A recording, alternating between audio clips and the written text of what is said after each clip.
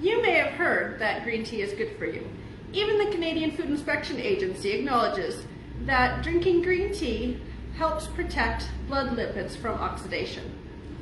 Now, when I first heard about the health benefits of green tea, I went right to the grocery store, picked up some green tea to try out, and I found it bitter and unpleasant.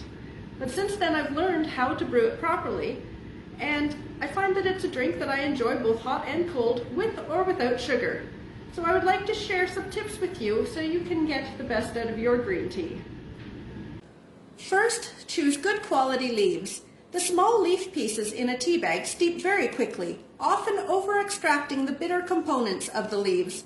Fresh, loose-leaf green tea will steep slightly slower, allowing the flavor of the tea to come out in a more balanced way.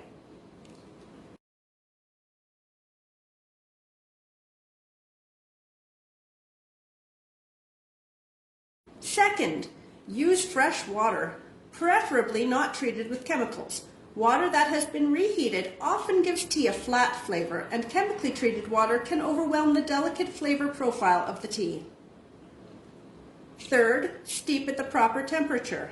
Green tea is best when brewed at about 80 degrees Celsius or 185 degrees Fahrenheit. If it is brewed at boiling temperature, like black tea, the leaves can be burned and the tea can become bitter. And fourth, steep for the proper amount of time. Green tea brewed in a cup or teapot is typically brewed for approximately 2 minutes. If it is brewed too long, it can become bitter.